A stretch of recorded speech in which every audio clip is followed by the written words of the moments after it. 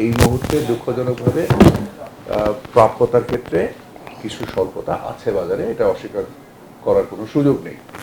But আপনারা নিশ্চয়ই জানেন যে আমরা তেলের বাজারকে এবং তেলকে বৈচিত্র্যময় করার জন্য আমরা আমাদের যে স্থানীয় সূত্রে যে আমরা তেল পাই প্রায় 6 লক্ষ টন তেল, যেটা আগে ক্রুড আকারে ভারতে রপ্তানি হয়ে যেত, আমরা তার উপরে 25% রপ্তানি শুল্ক আরোপ করেছি, যার বিনিময়ে আমরা মনে করছি যে এই তেলটা স্থানীয় বাজারে চলে আসবে এবং আমাদের প্রচুর আমদানি জন্য যে বৈদেশিক মুদ্রা ব্যবহার হয় সেটা সাশ্রয় হবে।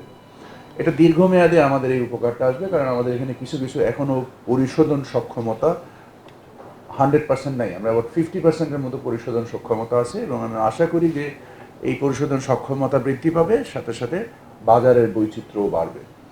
আপনারা জানেন যে মোটা দাগে আমাদের দেশে যে স্থানীয়ভাবে সরিষার তেল ছাড়া আমদানিকৃতভাবে পাম অয়েল এবং সয়াবিন অয়েল, সরকার যে নির্দিষ্ট মূল্য নির্ধারণ করেছে 175 টাকা, সেখানে কিন্তু পাম অয়েল বিক্রি হচ্ছে তার থেকে অনেক কম দামে।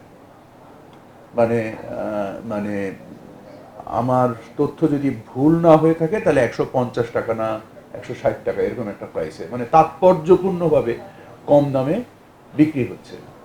সো যেটাও সয়াবিনের তেলের যে চাহিদা এটা কিছুটা অফসেট করতে সাহায্য করছে, কিছুটা পূরণ করতে সাহায্য করছে।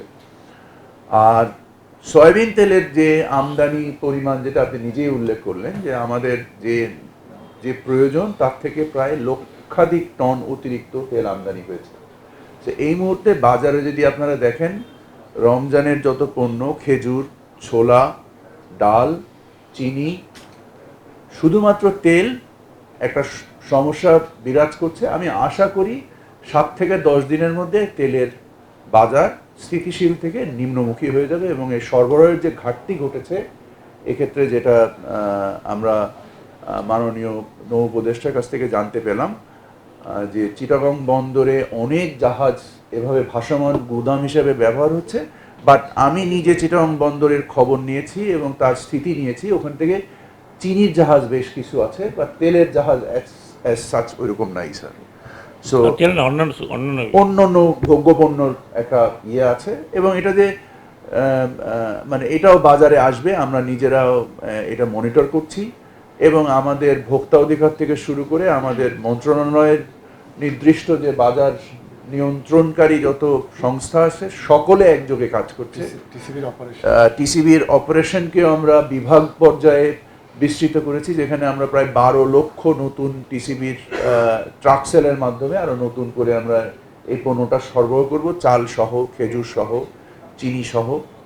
তো আমরা আশা করি যে ইনশাল্লাহ কিছুদিনের মধ্যেই আপনাদের তেলের সমস্যাটা, আমি নিশ্চিতভাবেই আশ্বস্ত করছি, আল্লাহর রহমতে কোনো পণ্যে এবং যত পণ্যের মূল্য এখন যা আছে, আমার কাছে মনে হয় ইনশাল্লাহ প্রত্যেকটা পণ্যের মূল্য আরও কমবে। মানে আপনি যদি রোজার পণ্য যেগুলো আছে